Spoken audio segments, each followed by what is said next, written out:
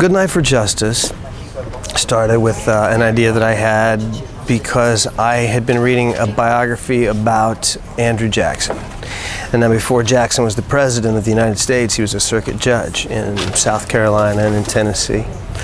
And I started to read more about what the responsibilities of a circuit judge were, and I thought it was a great character. A very difficult job and a tremendously challenging responsibility, but I thought it would make a great character if I could figure out some stories to tell or a story to tell with it. So that's where it started. I play John Goodnight, who comes to be a circuit judge, starts out as a lawyer in Chicago. And it was really important to me to not have it be a cowboy picture. A lot of my favorite westerns are, and I'll certainly make some of those, but this one I wanted to be sure that it wasn't a traditional cowboy picture. My character isn't a cowboy.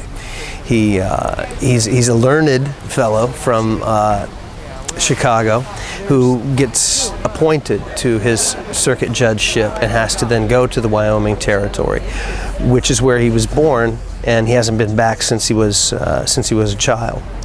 And I thought that would be interesting to have a guy who's kind of a fish out of water, so he wasn't very handy with all the things that one needs to be to stay alive out west. And that would give some opportunity for comedy. It would give some opportunity for the audience to watch the character grow and sort of acquire these skills. And so that's what we did. It's not your traditional western.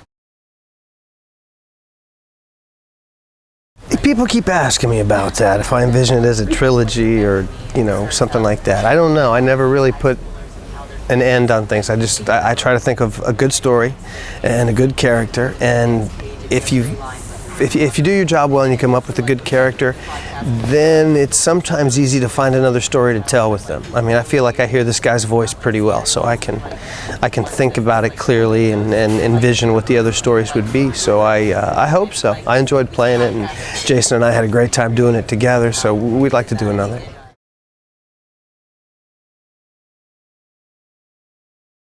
We've acted together since he came, and he was the guest star in an episode of a show that I did called Jeremiah for Showtime. And Jason came, played the villain for me once. It was great, and we always have such a good time. We've tried to find other opportunities, but all the things that have been proposed to us wasn't anything that interested either of us. A lot of folks just wanted to make a quick buck and do some fairly cheesy stuff, but we didn't want to do it. But we liked this one, and when the opportunity came, we made time.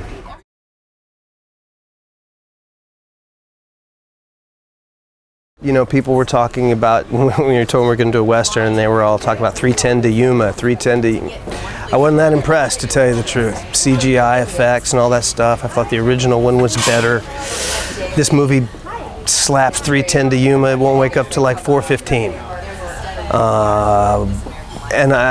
Television's a very intimate medium, and you watch it in your home, and the types of stories that you can tell and that appeal to people in that way are always, or they're just more different.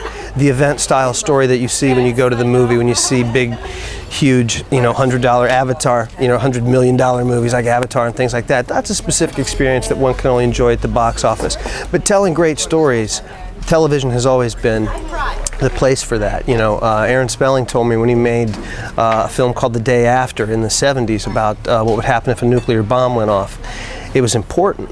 And later when he made a film called And the Band Played On about the AIDS epidemic, both of these they wanted him to do as a feature film. He said the subject matter is too important. It has to be done on television because you reach so many people. I think when you have important stories to tell, television's a great place to do it.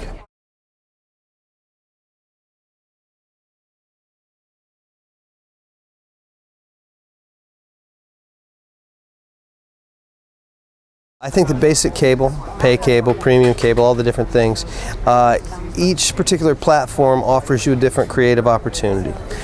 based on standards and practices and what their business model is, and just the types of shows that appeal to their audience.